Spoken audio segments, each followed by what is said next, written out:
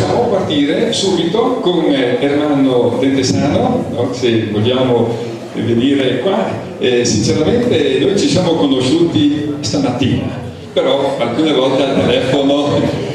Abita in un paese vicino a Klagenfurt, ma è originario qui di un paesino vicino a Colmanova di Faullis. Nella sua vita lui ha operato nel mondo degli alpini come ufficiale e conosce molto bene anche tutte le nostre montagne. Tra l'altro, adesso che guardavo il signor Eligio, che è l'autore di questa meridiana, anche lui è un alpino e per gli alpini ha fatto numerosi monumenti di vario genere, anche uno recentemente sul Giro d'Italia, una bella opera che ha collocato lungo la valle Braccolana, diciamo da Chiusaforte su fino a Sella Medea. Benissimo, allora l'argomento riguarda, credo, le montagne del nostro Friuli, soprattutto perché poi in giro non ci sono molte altre con il nome del Mezzogiorno, e vediamo cosa ci racconterai. Buongiorno a tutti. L'argomento delle meridiane naturali è un argomento che mi è uscito dalla testa, perché in realtà io e mia moglie ci occupiamo di toponomastica e negli ultimi 10 anni credo abbiamo esaminato decine di migliaia di toponimi del Friuli. Se poi passiamo ai toponimi dell'Italia penso qualche centinaio di migliaia, no? E fra questi ce ne sono molti che proprio come nome specifico hanno mezzogiorno, mezzodì, ovviamente con un nome che precede, picco, cima, eccetera. Ci siamo chiesti perché di queste denominazioni. Ci sono altri studi in Italia che richiamano il fenomeno. Per da dire però una cosa molto interessante è che la maggior parte di questi toponimi, quindi di queste meridiane naturali, sono collocate nel nord-est dell'Italia. Ce ne sono che diminuiscono rapidamente di frequenza, andando a nord-ovest e scompaiono del tutto appena si scende sotto l'Appennino. Non conosco i motivi di questa particolarità.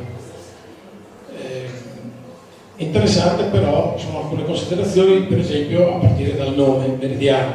È il caso di chiamare meridiana una montagna che per sua stessa natura può indicare solo il mezzogiorno. Dal punto di vista etimologico senz'altro. Aurelio mi insegna che i meridiani derivano meridies, quindi è qualcosa che indica il mezzogiorno. Però nel senso normale della parola, nel senso che ha acquisito la parola meridiana nel corso dei secoli, sicuramente non sono delle vere meridiane, che indicano il mezzogiorno, punto e basta. Ma oltre a queste ce ne sono altre di cime che vengono nominate con nomi diversi e poi vedremo. Ci sono le meridiane naturali, probabilmente sono le più antiche, i più antichi segni a tempo che si conoscono. Se facciamo una rapida scorsa, rapidissima proprio, agli orologi, partendo dai più moderni, questo è un orologio atomico dell'Università del Colorado che ha la particolarità di errare al massimo di un secondo ogni 300.000 anni. Questo per dirvi quanto possa essere preciso un orologio nei tempi nostri. Questo è un orologio al quarzo, gli orologi al quarzo prima erano molto grandi, poi piano piano sono stati ridotti e si è giunti agli orologi al quarzo da polso negli anni 70, negli anni 80. Sono molto meno precisi ovviamente dell'orologio atomico, ma comunque hanno una notevole precisione. Tutti si ricordano le sveglie da camera, no? Da casa, che sono meccaniche non molto precise per la verità, possono anche sbagliare di qualche decina di minuti al giorno certe volte, specialmente quando sono consumate. consulte dal tempo. Questo è un orologio abbastanza preciso, è un pendolo, la sua creazione è di qualche secolo addietro, tutti ricordano la vicenda di Galileo che ha scoperto il modo del pendolo. La clessidra è ancora più vecchia,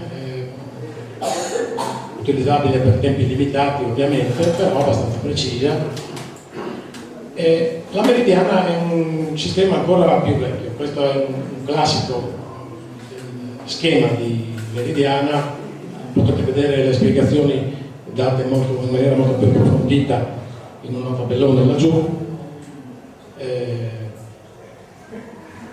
È precisa, la meridiana molto precisa, se è costruita bene, ed è ancora più precisa quando si tenga conto dell'equazione del tempo, che adesso non sto spiegando perché siete sicuramente molto più esperti di me in proposito, equazione che viene poi materializzata su molte meridiane, non su tutte, dalla lemniscata, che permette una correzione visiva del tempo vero.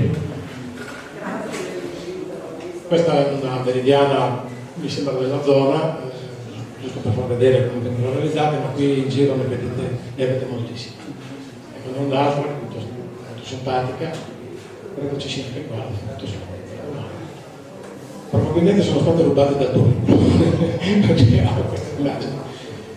Andando ancora più indietro nel tempo, vediamo degli strani megaliti, questo è il famoso Stonehenge, come si dica, che forse non era un orologio, ma forse sì, ma sicuramente serviva comunque a fare dei calcoli astronomici e dei calcoli sui tempi per verificare gli equinozi, i solstizi. Di questi megaliti in giro per il mondo ce ne sono moltissimi. Questo è lo schema di Stonehenge, però bisogna tenere presente che questo monumento è stato ricostruito più volte, quindi potrebbe non corrispondere all'originale strumento. Questa è un'altra immagine che fa vedere lo stesso megalito. Questa è bellissima, questa foto. Mi fa venire in mente l'orientamento delle nostre chiese campestri, specialmente, che hanno l'abside orientato sempre ad est e in genere hanno una finestra che nel giorno dell'equinozio fa vedere il sole in questa maniera. Verificate se volete, andate in giro per il Friuli, vedete le vecchie chiese medievali, vedete che sono tutte orientate ad est. Se non sono orientate ad est vuol dire che sono state rimaneggiate successivamente. Ecco, passiamo al nostro Friuli e abbiamo localizzato attraverso proprio i toponimi di cui parlavo prima le cime di questi monti meridiani, i monti che indicano il mezzogiorno. A cosa servivano? Diciamo che servivano ad indicare il mezzogiorno soprattutto agli armentari, ai pastori che durante la stagione estiva si recavano all'altezza. Tant'è vero che il punto di riferimento, cioè il punto di osservazione di queste, al mezzogiorno di queste cime è sempre, quasi sempre, molto spesso perlomeno, collocato nelle vicinanze o nelle immediate vicinanze di una casera, di una malga, oppure in molti casi, come per esempio al picco di mezzogiorno di Moggio, è collocato nel centro del paese. Se voi andate sotto il municipio di Moggio, al centro della piazza, da lì si può vedere il picco di mezzogiorno, che è una delle cime, e credo non la più alta, forse non ricordo bene, del Monte Plauris, che sta sopra Vedrone.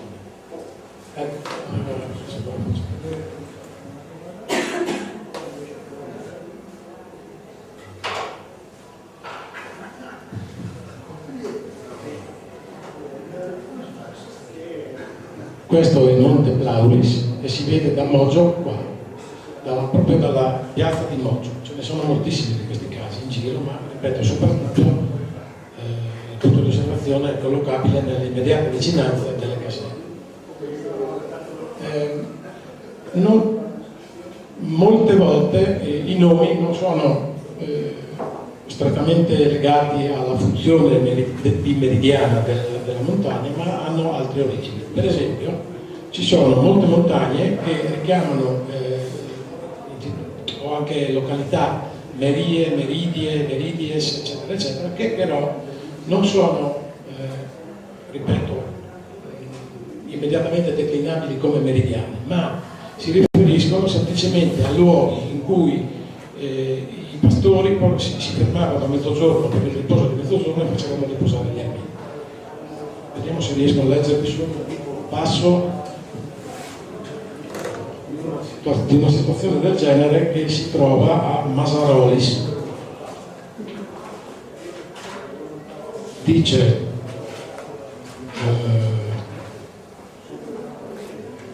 un documento del 1727, una mappa proprio nel comune di Masarolis, dice Meria, sarebbe il toponimo, la località, cioè il sito ove conducono i pastori gli animali di Masarolis nel mezzogiorno all'ombra, tempo d'estate.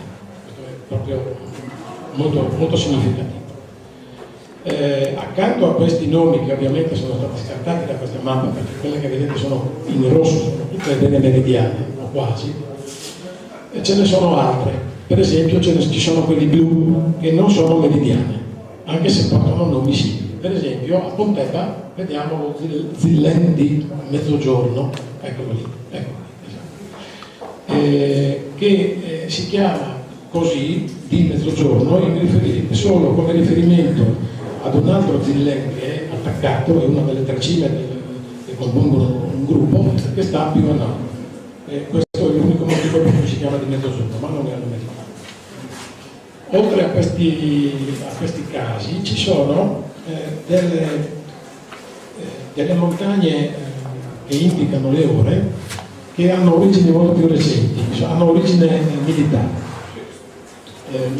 Sono tutte nominate, portano tutti i nomi con il numero delle ore, cima 12, cima 11, ne avete sentito parlare, cima 1, cima 2, eccetera. Ce n'è una molto vicino a noi, a Sappada, la vedete, ecco quella. Il Monte Sierra di Sappada, che tutti conoscete perché ha le piste da sci, ha anche il nome di cima 12. Si chiamava così appunto perché è osservabile dalla chiesetta di una delle frazioni di Sappada, sapete quelle frazioncine che sono sparse lungo la vallata di Sappada, è osservabile da lì e particolare interessante, a levante di questa cima ci sono altre due cime che sono la cima 11 e la cima 10. La cima 10 indica ovviamente le ore 10 e la cima 11 le 11. Però mentre la cima 12 è molto precisa, e quando parlo di precisione al minuto dell'ora vera, le altre due sono molto meno precise, ci sono degli scarti anche di una decina di minuti, perché ovviamente non è così facile trovare tre montagne che dallo stesso punto di osservazione distino 15 gradi esatti l'una dall'altra, insomma, è quasi impossibile. Di queste montagne,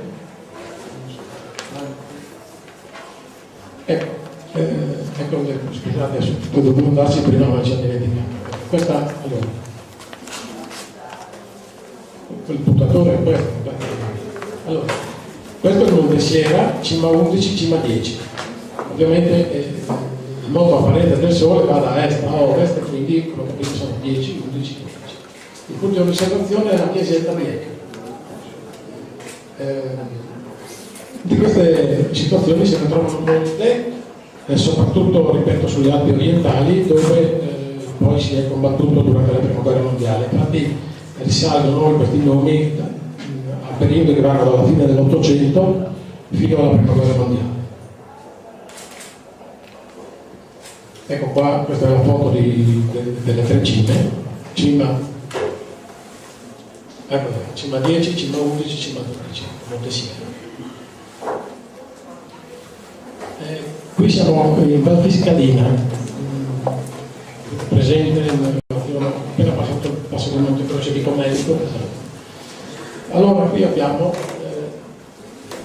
cima 11, cima 12, cima 1, stesso discorso. Il moto apparente del Sole va da est a ovest e quindi da un punto di osservazione, adesso ne parliamo un attimo, abbiamo prima l'indicazione delle ore 11, poi delle ore 12, poi delle 2. Il punto di osservazione per quanto riguarda Cima 11 dovrebbe essere questo, o comunque la direttrice è quella che conduce da Cima 11 a questo punto. Per quanto riguarda Cima 1, da questo a questo punto, probabilmente è quello che ho indicato. Francamente, per Cima 12, se andiamo esattamente al nord, cadiamo in quella zona più o meno. Probabilmente il punto di osservazione era il paesetto di Mos, che è una frazione di Sesto Punto. Ma di questi casi ce ne sono moltissimi, si va nella zona del Pasubio, se ne trovano, si va sul piano di Asiago, se ne trovano, ce ne sono, però non oltre, se si va oltre non esiste più niente di genere. Ma neanche, ripeto, diminuiscono moltissimo anche i semplici nomi del tipo mezzogiorno, mezzodì e così via. Poco più in là troviamo Cima 9, per esempio. Qui siamo praticamente sui Baranci di San Candido. San Candido, dove ho avuto il piacere di passare 5 anni e dove il sole a mezzogiorno non usciva dai Baranci, perché usciva verso l'una e scompariva all'una e un quarto. Una delle cime è Cima 9. Il punto di osservazione ovviamente è questo, come si determina, cioè la direttrice di osservazione è questa, appunto non so qual è. Ma è ovvio che se sono Cima 9, il moto apparente del Sole compie 15 gradi ogni ora, quindi a 45 gradi dal nord si trova il punto di osservazione, non ci sono dubbi in proposito. Ipotizzo che possa essere stato o il paesino abitato di Rienza, Cima Dubbiano, oppure addirittura su quei prati, su quelle case, su quei masi che stanno a nord e quindi in questa direzione.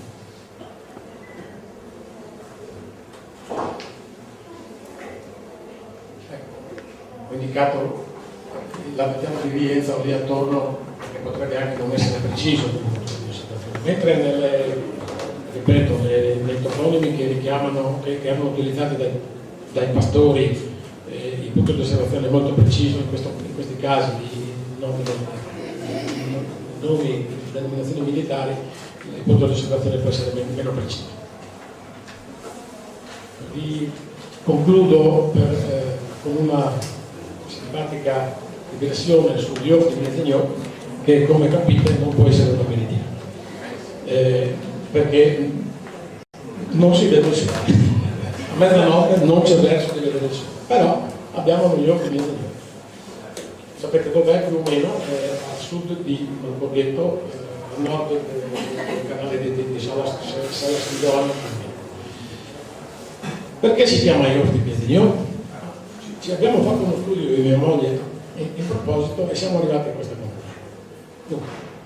Il primo particolare è che lo Iordi di Mezzagnò, noi in Friuli lo chiamiamo così, ma gli abitanti di Malborghetto e di Ugovizza lo chiamano in maniera completamente diversa, anzi proprio opposta, perché per gli abitanti di Malborghetto, che hanno origine tedesca, è Mittagskof, o Mittagskof, non mi ricordo,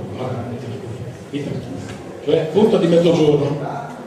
Per gli abitanti di Ugovizza, che sono slavi, è Polutsnaja Spizza, che vuol dire la stessa cosa, cioè cima di mezzogiorno. Allora, se Malborghetto sta a 15 gradi da una parte più o meno e Ugovizza a 15 gradi dall'altra, com'è possibile che il Iordi di Mezzagnò si chiami per loro si chiami di mezzogiorno? È semplice, o almeno dovrebbe essere così. Malgastrecchizza è esattamente a nord della cima di Iordi di Mezzagnò. Se proprio devo essere sincero, non è esattamente a nord, però basta spostarsi di 20 metri verso ovest dalla casera per ritrovarsi esattamente sull'ipotetico punto di osservazione. La malgastrecchizza ha anche un'altra particolarità che rafforza questa ipotesi.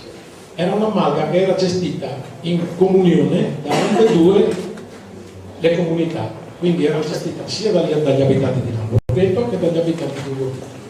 E quindi si trovavano lì nello stesso momento e quindi uno lo chiamava con il suo nome slavo, l'altro lo chiamava con il suo nome Però non siamo proprio alla verità, perché noi lo chiamiamo gli occhi di Mezzagnotto, e allora mi sono detto, è possibile che bisogna cercare un punto di osservazione dall'altra parte per capire se per qualche contrapposizione di idee, di modi di vedere la geografia, i friulani l'abbiano chiamato, quegli abitanti della regionale di Donia l'abbiano chiamato così. Non esiste questa cosa. Cioè la Sandonia è troppo spostata rispetto al sud della cima di Udine. E allora l'ipotesi è questa, che siccome è dimostrato storicamente che le comunità della Valdonia e le comunità della Val Canale si incontravano per motivi di economia, di pastorizia, di agricoltura, di boschi, si incontravano spesso, è possibile che gli abitanti della Valdonia abbiano chiamato per contrapposizione Iofi Mezzagnotto quello che per gli altri era lo Iofi D. Non solo, vi dirò di più, che a sud della Valdonia, anche se bisogna spostarsi 3 km e mezzo circa dalla selva verso ovest, c'è lo Iofi D, che ha un suo punto di osservazione preciso, in un piccolo abitato che sta in fondo alla valle, e quindi anche questo potrebbe avere giocato nella contrapposizione del nome da mezzogiorno a mezzanotte. Ci sono state queste due concause, secondo noi, che hanno portato a questa denominazione. Io credo di aver finito, probabilmente anche per di questo.